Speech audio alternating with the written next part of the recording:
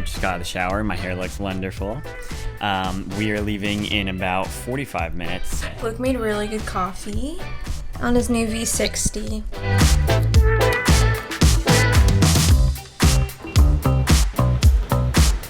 I have to talk about how quick we got through security because we got TSA pre and we walked in at 11:05 and at 11:11 we were through and at our gate already. So it took us 6 minutes and we didn't have to take our shoes off.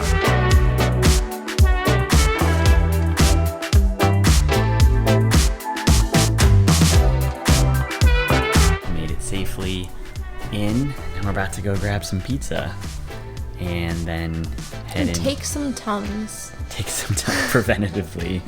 Because if we take Tums, we can eat whatever we want. You have to buy me pizza now. I'm buying pizza anyway. You are? Yeah.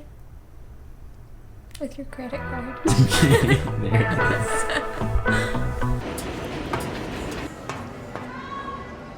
is. So this trip started with some cheap plane tickets and ended with an urge to move to New York.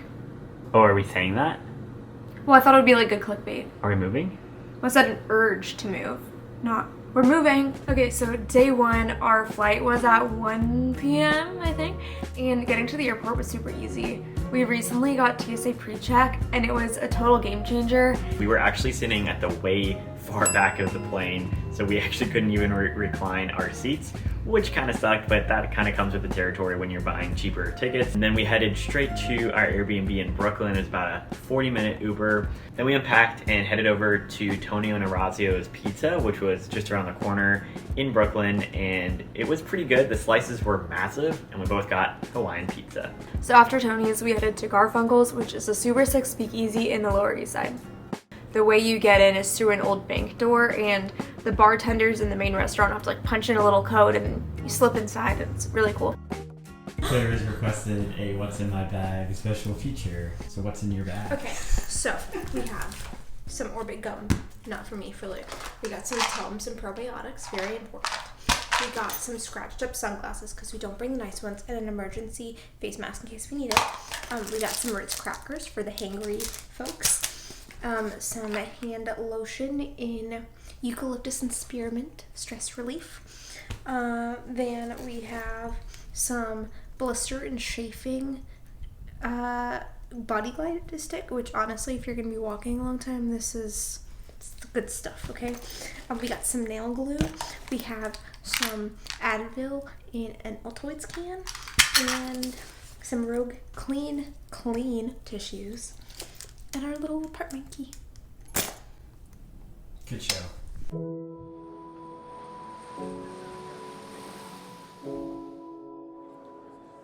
I was in such awe of the cities we were flying in because like you don't understand how big the buildings are. There's just no concept when you're flying at that height.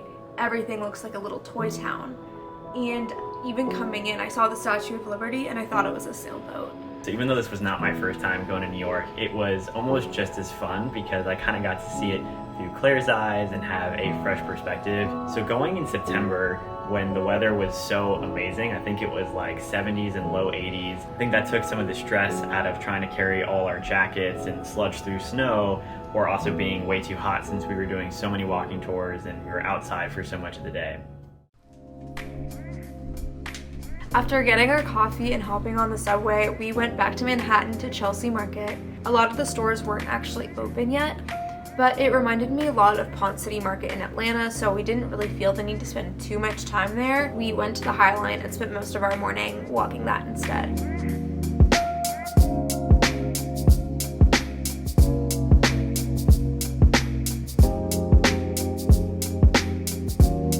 It's always tough when you're at these like super touristy spots to find unique photos and video that like hasn't been done before, where there's not like a ton of people and getting crowded shot. We'll see how it turns out.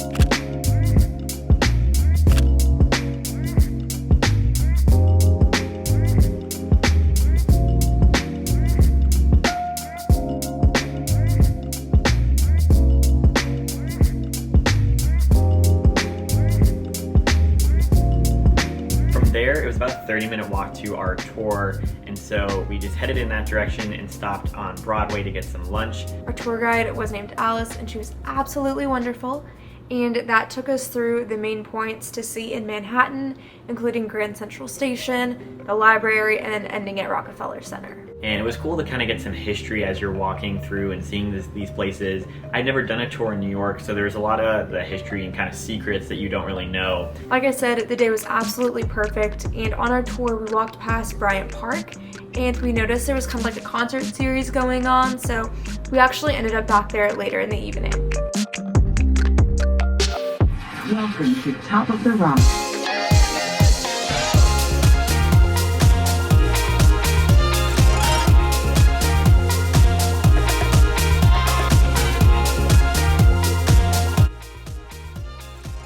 So Top of the Rock was awesome, and we were so hungry that we just went to a food stand around the corner and grabbed some gyros and chicken on rice, and it was incredible. We were so hungry we didn't vlog any of it, they were still eating.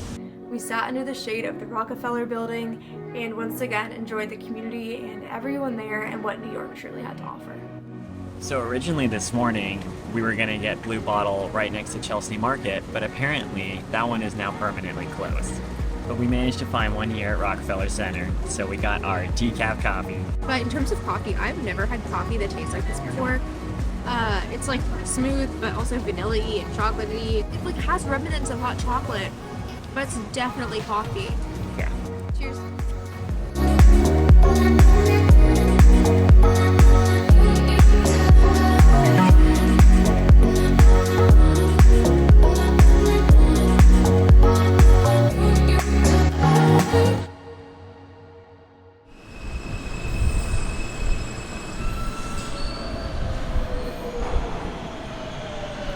Morning, New York. We are currently walking to our Secrets of New York tour. It's like, I don't know, 9:30. Okay, so we just stopped to get some breakfast since we got coffee but not food. So Luke got a croissant, and they didn't have anything gluten-free or dairy-free, so I just got a singular hard-boiled egg. So I'm just In a gonna bag. be in a bag. So I'm just gonna be cracking open an egg on a sidewalk because In New York. because that's what you do.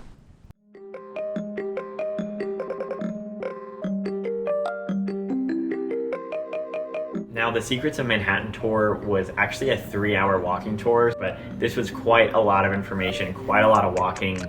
We basically started in the financial district, walked around, and then ended near the 9/11 memorial.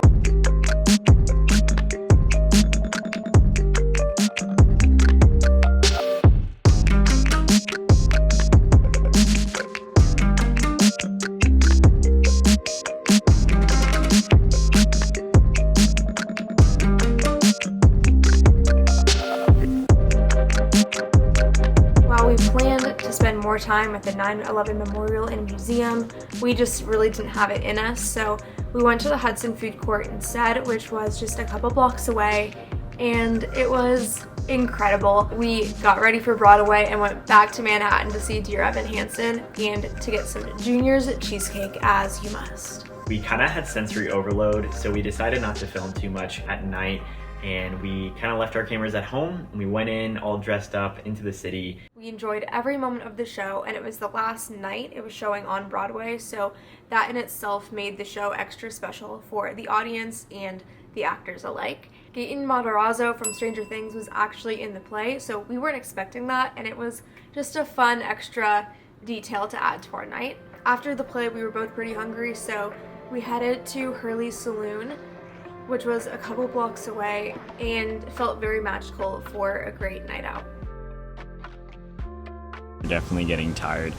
Today we're gonna head to the American Museum of Natural History. Our must-haves are good coffee, good pretzels, and good bagels. We started off the morning with a switch in our coffee routine, and we went to Variety Coffee instead, which I liked more than Dweeb's. Hit the subway and went to the American Museum of Natural History, which, if you haven't been, you could spend probably the entirety of our 4 days in it.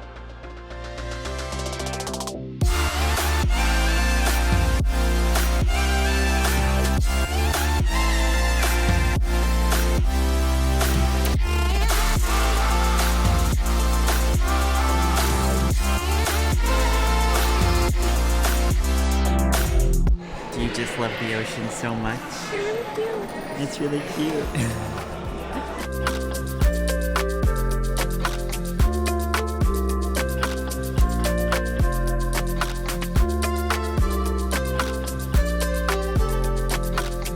We also got to see a little show in their planetarium, which Luke absolutely loved. We're at the planetarium and it's gonna be 30 minutes. I'm so excited. Now, I haven't been to a planetarium show in about 10 or 15 years, so I was really expecting just the normal, sit back and look at some constellations. But this was like a full-on, animated look at their constellations. This was like a full-on. Now, besides coffee that morning, all we had eaten was some Pop-Tarts that we snuck into the museum, and I kid you not, Clay would just like feed me crumbles out of her bag since we weren't allowed to eat. So we had basically shared one Pop-Tart and each had a latte, and we had been going for about 5 or 6 hours, so we were starving. So after the museum, we went to Zucker's Bagels, which a friend of mine had actually recommended, and we barely made it on time. They closed at 3:30.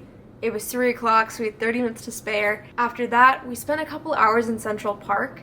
We just sat on a bench and listened to some music and the people around us and just absorbed the atmosphere more than anything else.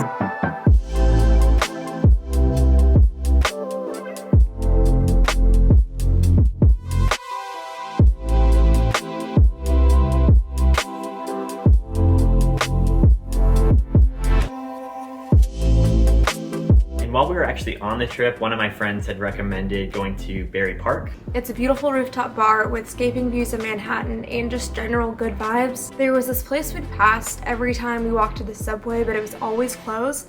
I believe it was called Carolita's. So it was a mix of like American and then Hispanic food. And the burgers just hit the spot. I think that's one of the things I really loved about New York is you can pretty much pick any restaurant, any food stall. It's gonna be incredible. You don't have to worry about it. And it was pretty much always a good option no matter what we chose. And then just a couple doors down from that was this ice cream place, which I'd actually seen on TikTok a couple times. And the inside was super cool. They just had doodles all over the walls and then like fun little gadgets and gizmos you can buy for like $1. And it was the perfect end to a trip. So Monday morning was our flight out, and we went to Variety again for breakfast. We just got picked right up from the coffee shop and headed to the airport to say goodbye.